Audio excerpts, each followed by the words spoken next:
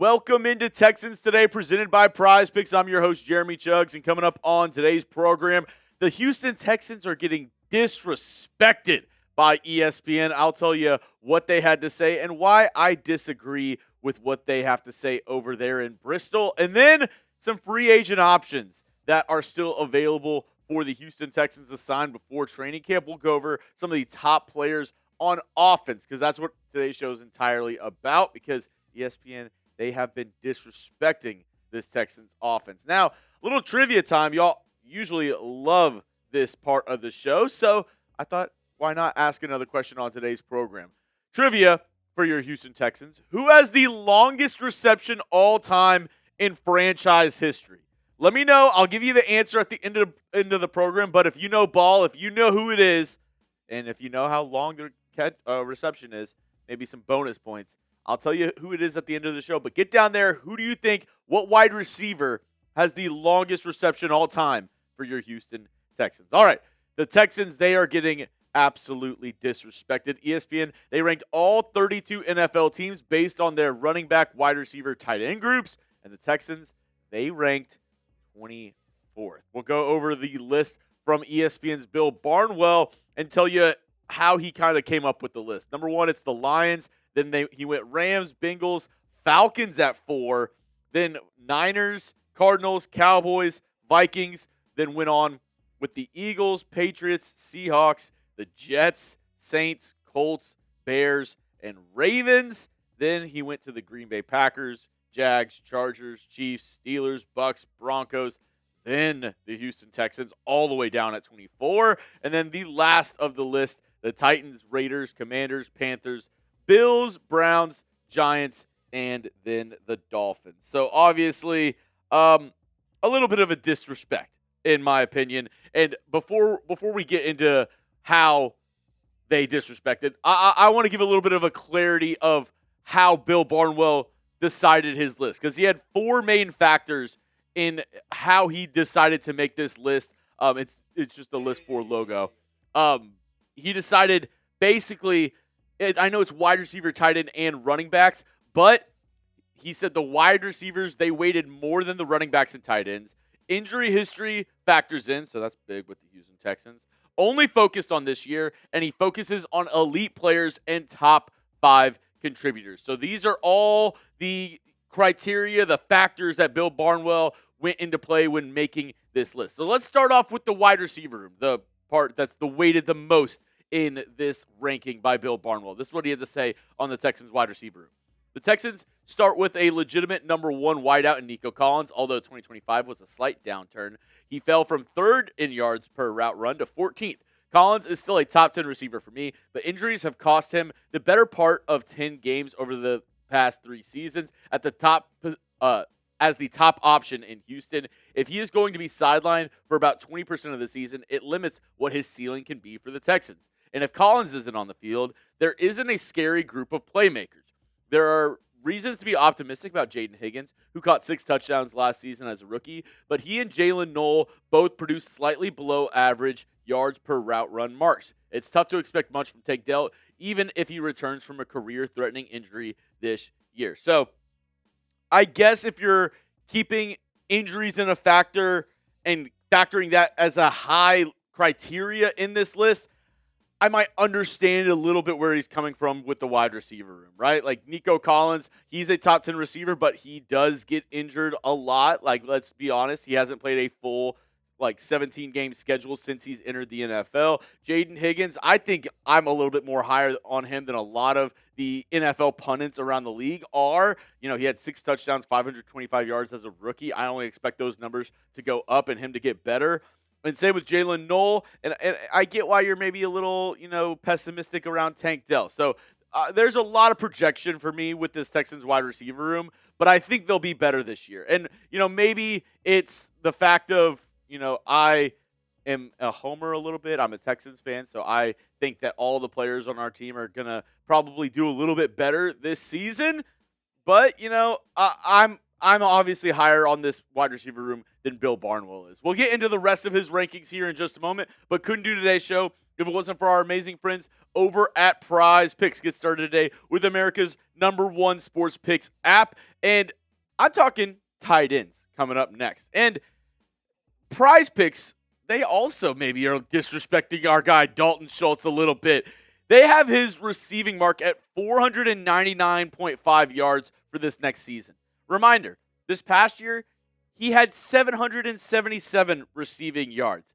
I am slamming the more on that and putting him in a season-long projection for Prize Picks moving forward, because 499 yards, that's cake. That's light work for Dalton Schultz. If you want to make money while watching sports, well, there's no better place to cash in while watching all the action than America's #1 sports picks app, our friends over at Prize Picks. I also have a season-long projection lineup with other projections here. I have CJ Stroud, David Montgomery, Will Anderson. You have to have somebody from another team, so I went with Trevor Lawrence. You can copy all my lineups on the social feeds feature, Jeremy_Chuggs, or go ahead and make your own. New users, make sure to go down in the comments and description, download the Prize Picks app today with the link down there, and use our code HMA to get $50 in laps after you play your first $5 lineup.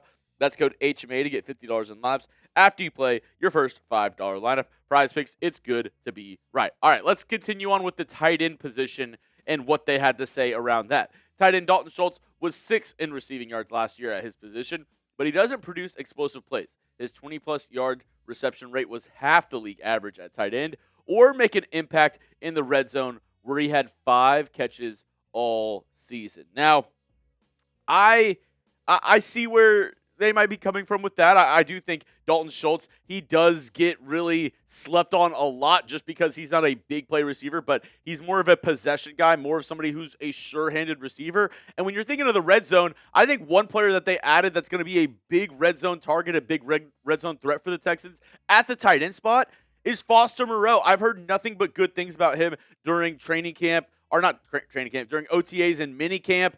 He's somebody who really didn't get going last year in New Orleans, was injured, so that really hindered him during last season. And I think he's somebody who, whenever he gets the opportunity, he's going to be able to show what he's got. And I think he's going to be the Texans' tight end #2 this year and be a good red zone target for CJ Stroud throughout the year. Let's continue on with what Bill Barnwell had to say about the running back room.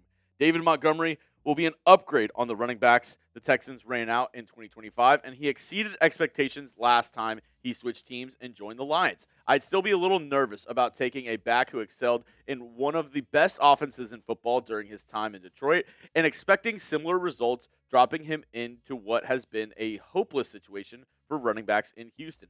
Montgomery's success rate dropped from 49.2 to 42.4% last year after the departure of offensive coordinator Ben Johnson and the decline from Detroit's offensive line, although Montgomery was able to compensate by producing more explosive runs. Expecting something closer to the Bears version of Montgomery might be more realistic. Now, his last year in Chicago, averaged 4 yards a carry, 6 total touchdowns. I don't see why Montgomery can't be the level of running back he was in like 2023 as a feature back with the Detroit Lions, right? The Texans' offensive line has gotten much better. He had 13 total touchdowns that year, 4.6 yards per carry. Last year, he had 4.5 yards per carry. And I do feel like people are very, I would say, saying, all of his successes coming from, it's Ben Johnson, and it's this, that, and the other. He still produced, and he was able to produce behind Jahmyr Gibbs and before Jahmyr Gibbs even got there, right? Like, I believe in David Montgomery. I think he's going to have a resurgent year as the Texans' RB1, and I'm really pumped to see how he produces this year behind this new and improved Texans offensive line, right? You added a bunch of guys in Wyatt Teller, Braden Smith. You have a first-round pick in Keelan Rutledge manning the center spot. So I think Montgomery is exactly the back that will really help propel this Texans offense. He's a bruising back and somebody who I think has a lot to prove this season, just like this Texans offense. And I also feel like people really discount Woody Marks. He had a good rookie campaign. The Texans didn't draft him thinking, this is going to be our RB1. This is going to be our bell cow back. They just happened to not have Joe Mixon all of last year. He never came back from injury, and Woody Marks was kind of thrust into that role. And I thought he played pretty well, right? Like he had over 700 yards as a rookie, is a dual threat guy, can catch the ball out of the backfield. So I feel good about this running back room, even though other people might not as much. Obviously, Bill Barnwell had the entire position group of the wide receiver, running back, tight ends ranked at 24. Now, after hearing all this, where would you rank the Texans' offensive weapons 1 to 32? Let me know down below in the comment section. 1, you think we have the best unit out there? 32, you think we have the worst? Let me know your thoughts down below in the comment section. For me, I'm probably ranking them probably somewhere in the middle. I would say 14 or 15, in my opinion. I would say, like, obviously that could change throughout the year, but I would probably say like 14. I think we're 10 slots too low on the list for Bill Barnwell. That's just my opinion on where I would probably rank this Texans position groups of running back, tight end, and wide receiver. Now, coming up, some top NFL free agents. We're talking about those 3 position groups, so why not look at the top free agents if the Texans maybe want to improve just a little bit? I'll tell you who those players are that the Texans can possibly add. Let's start with the wide receiver room. Obviously, we've talked a lot about these guys because I do think it makes somewhat sense for the Texans to go out and add a wide receiver at some point this offseason, especially if, they don't love how Tank Dell is progressing, or they want to ease him back into it just a little slower, or, you never know. Like Nico Collins, he has had some injury history, so it wouldn't hurt to have a couple, more receivers for insurance, I would say, in the wide receiver room. Stephon Diggs is somebody we've talked about a lot. Deebo Samuel, Keenan Allen, Brandon Cooks, DeAndre Hopkins, all guys who the Texans could add at the wide receiver spot. I continue to say Stephon Diggs, for me, I feel like makes a lot of sense, right? He has history with this Texans squad, played a year with C.J. Stroud, so knows him, knows, this team, knows his coaching staff. Like, obviously he didn't play with Nick Caley, but still, played with the Patriots this past year, and that's kind of a similar system to what Nick Caley runs. So I really would like Stephon Diggs to come back, even though I don't think the Texans are going to sign him. Let's look at the tight end spot now. Jonnu Smith has been somebody who's been rumored to the Texans, but since they added Foster Moreau, they also drafted Marlon Klein. I don't see them adding a tight end. Now, if there are injuries or other concerns, but besides Jonnu Smith, you also have Will Dissly, C.J. Uzama, Nick Vannett, and then Jordan Akins as other options in the tight end room. And lastly, let's look at the top running backs who are available. Najee Harris, Antonio Gibson, Miles Sanders, Austin Eckler, and Khalil Herbert. Another one of the top names that a lot of people are looking at, funny enough, Nick Chubb. But I don't think the Texans would re-sign Nick Chubb. Not that they have any bad blood or anything. I just don't think they got the level of production that they thought they might get from him last year. And not that they were disappointed, but they probably want to just go in a different direction. Now, before we get out of here, last chance, Texans trivia question of the day. Who has the longest reception all time in Houston Texans franchise history? Last chance. The answer is Corey Bradford with an 81-yard reception. He has the longest catch in Texans history. If you got it right, if you got Corey Bradford, you know ball. You're a ball knower. Give yourself a little pat on the back right there. That's all I have for you, though, on today's show, folks. If you want to follow me on social media, I'm everywhere. On TikTok, IG, and on X, all at Jeremy Chuggs. You can give me a follow. And if you made it to the end of the video, go down, make sure to hit that subscribe button for free Texans content all year long.